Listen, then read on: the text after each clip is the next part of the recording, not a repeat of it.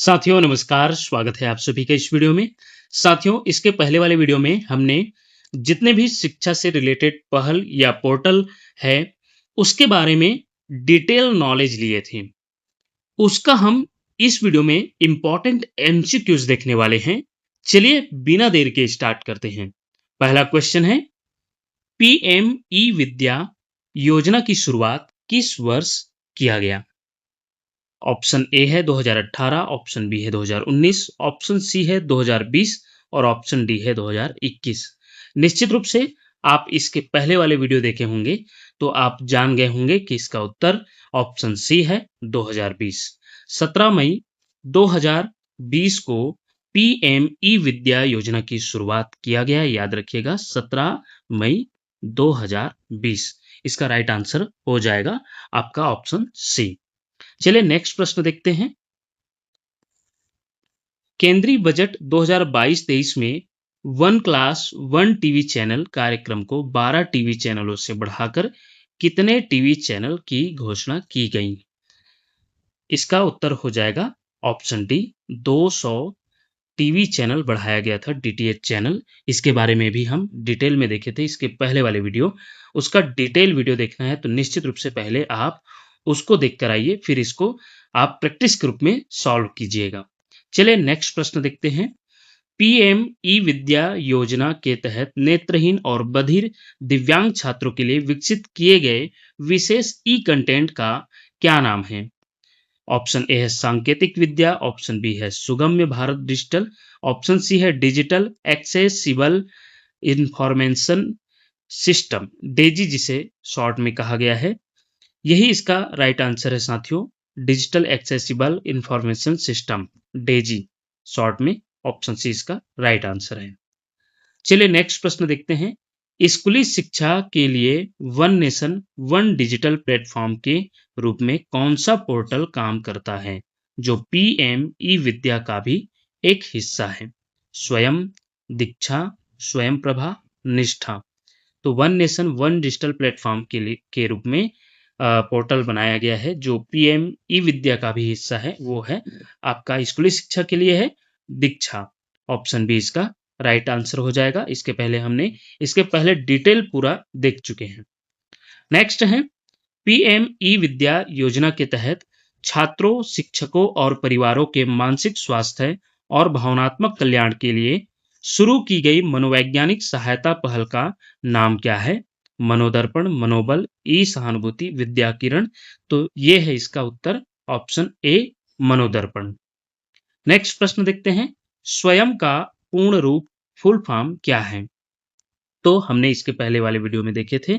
स्वयं का पूर्ण रूप हो जाएगा study webs of active learning for young aspiring minds. Option A इसका राइट आंसर हो जाएगा। पूछा जाता है, बहुत इंपॉर्टेंट प्रश्न है। नेक्स्ट है, स्वयं पोर्टल पर किस कक्षा से लेकर पोस्ट ग्रेजुएशन तक के कोर्स उपलब्ध है? कक्षा 1 से, कक्षा 6 से, कक्षा 9 से, केवल कॉलेज स्तर से। तो इसका उत्तर हो जाएगा कक्षा 9 से। ऑप्शन सी इसका राइट आंसर है। कक्षा 9 से पूरे कॉलेज स्तर तक स्वयं पोर्टल पर जो है ई कंटेंट उपलब्ध है। ऑप्शन सी इसका राइट आंसर होगा। नेक्स्ट है, स्वयं प्लेटफॉर्म को तकनीकी रूप से किसके सहयोग से विकसित किया गया है? तो हमने बहुत शानदार तरीके से देखे थे कि स्वयं जो प्लेटफॉर्म है उसे शिक्षा मंत्रालय, एआईसीटीई और माइक्रोसॉफ्ट के द्वारा जो है विकसित किया गया है। ऑप्शन बी इसका राइट आंसर होगा। नेक्स्ट है, निष्ठा का सही पूर्ण रूप या फुल फॉर्म क्या होगा? निष्ठा का याद रखिएगा फुल फॉर्म पूछा जा रहा है। तो इसका फुल फॉर्म हो जाएगा national initiative for school heads and teachers holistic advancement. यही इसका फुल फॉर्म हो जाएगा। ऑप्शन बी राइट आंसर होगा, national initiative for school heads and teachers holistic advancement. ध्यान रखिएगा, बहुत इंपॉर्टेंट है। नेक्स्ट है, निष्ठा कार्यक्रम को किस केंद्रीय योजना के अंतर्गत एक राष्ट्रीय मिशन के रूप में शुरू किया गया? PM Shri, digital India mission, समग्र शिक्षा योजना, राष्ट्रीय साक्षरता मिशन। तो निष्ठा कार्यक्रम को जो है समग्र शिक्षा योजना के तहत एक राष्ट्रीय मिशन के रूप में शुरू किया गया। याद रखिएगा, ऑप्शन सी इसका राइट आंसर हो जाएगा। नेक्स्ट है राष्ट्रीय शिक्षा नीति 2020 एनईपी 2020 के अनुसार शिक्षकों को अपने निरंतर व्यावसायिक विकास सीपीडी के लिए प्रतिवर्ष न्यूनतम कितने घंटे का प्रशिक्षण लेना आवश्यक है? 20 घंटे, 30 घंटे, 50 घंटे, 100 घंटे। तो इसका उत्तर है ऑप्शन सी 50 घंटे। नेक्स्ट है स्वयं प्लस प्लेटफॉर्म को तकनीकी रूप से संचालित करने और संभालने की जिम्मेदारी किस संस्थान को दी गई है? IIT Bombay, IIT Delhi, IIT Madras, IISc Bengaluru. तो इसका उत्तर है option C IIT Madras. Next प्रश्न है फरवरी 2024 में लॉन्च किए गए स्वयं प्लस पोर्टल का प्राथमिक उद्देश्य क्या है? इसका प्राथमिक उद्देश्य साथियों उद्योग की जरूरत के अनुसार कोर्सेज उपलब्ध कराकर युवाओं की रोजगार क्षमता बढ़ाना। ऑप्शन बी इसका राइट आंसर हो जाएगा। नेक्स्ट है स्वयं प्लस के तहत अर्जित किए गए क्रेडिट्स को डिजिटल रूप से स्टोर करने के लिए इसे किस सरकारी प्रणाली के साथ इंटीग्रेट किया गया है? उमंग ऐप, अपार या नेशनल क्रेडिट फ्रेमवर्क, दीक्षा पोर्टल, स्वयं प्रभा डीटीएच। तो इसका सही उत्तर हो जाएगा ऑप्शन बी अपार या national credit framework. Option B इसका राइट आंसर हो जाएगा। नेक्स्ट है निपुण भारत मिशन में निपुण का सही पूर्ण रूप क्या होगा? इसका फुल फॉर्म पूछा जा रहा है।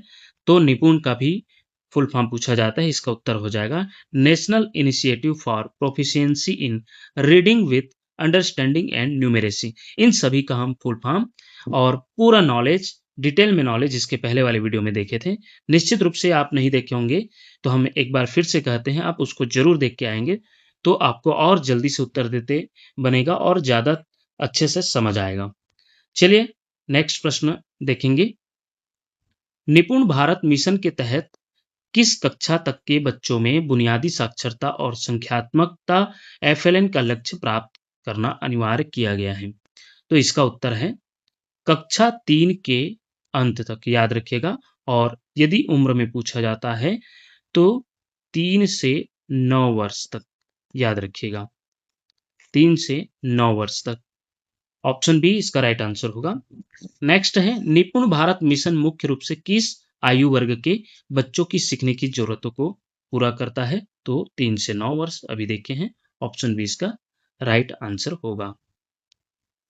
नेक्स्ट है डिजिटल और प्राथमिक शिक्षा के संदर्भ में एफएलएन का सही पूर्ण रूप क्या है?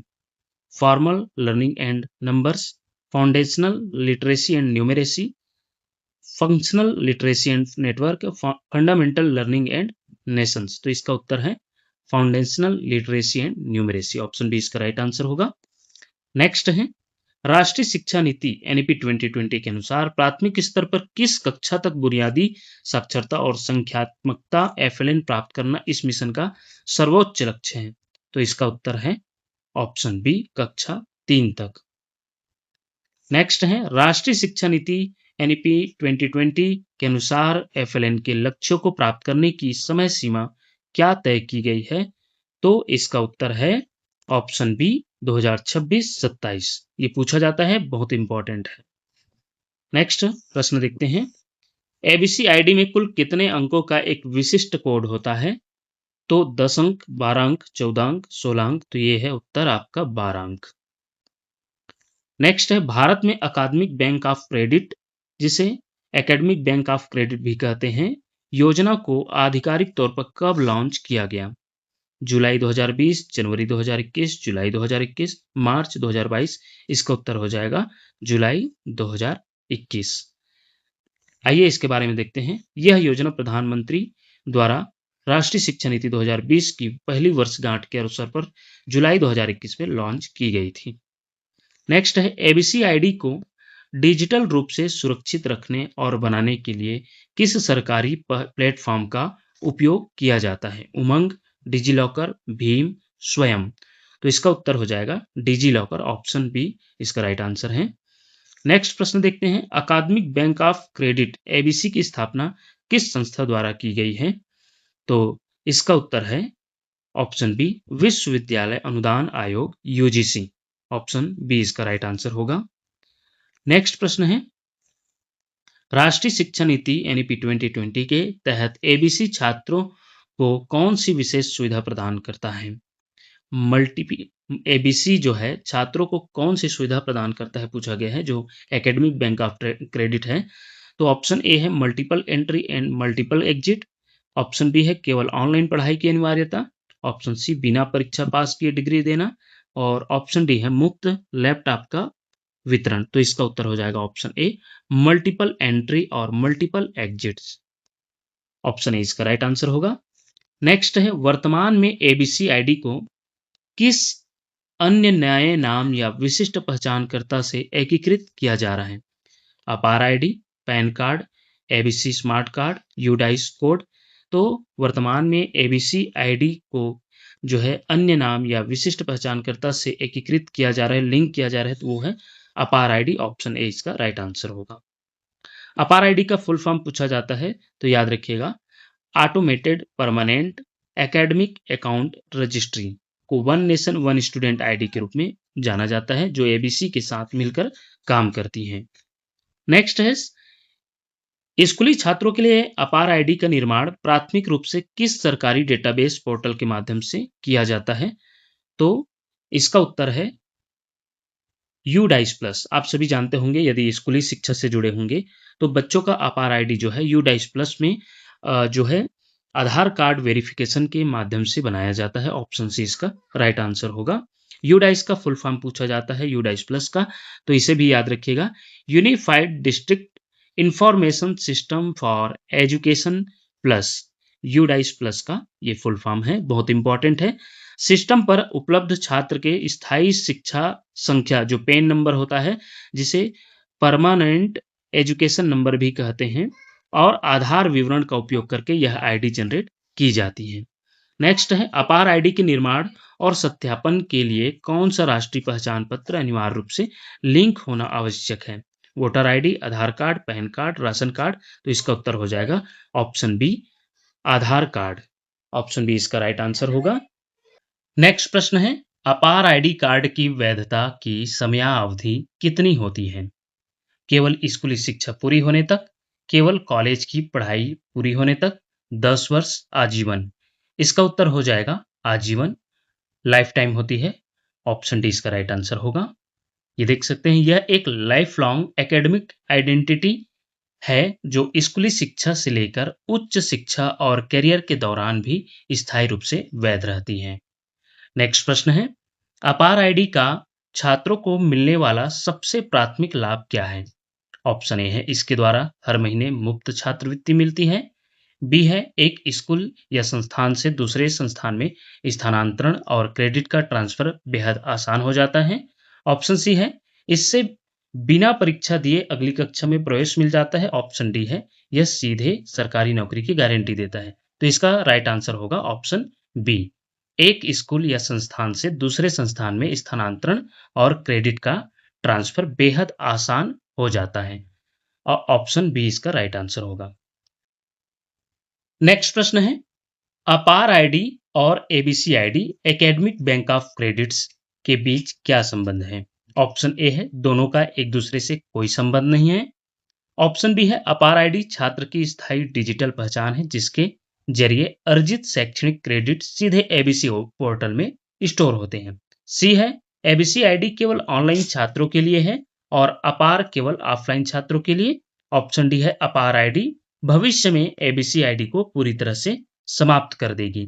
तो इसका उत्तर हो जाएगा साथियों ऑप्शन बी, अपार आईडी छात्र की स्थायी डिजिटल पहचान है जिसके जरिए अर्जित शैक्षणिक क्रेडिट सीधे एबीसी पोर्टल में स्टोर होते हैं। तो इस प्रकार ये रही आपका जो जितने भी शैक्षणिक पहल है, पोर्टल है, उससे रिलेटेड जो हम डिटेल में वीडियो देखे थे इसके पहले वाले, उसका हम टॉप 31 एमसीक्यू देख रहे हैं। निश्चित रूप से यह आपके परीक्षा के लिए बेहतर होगा। इसी प्रकार के वीडियो प्राप्त करने के लिए, इसी प्रकार के अच्छे कंटेंट प्राप्त करने के लिए देखते रहिए आपका अपना चैनल टीचरशिप। धन्यवाद साथियों।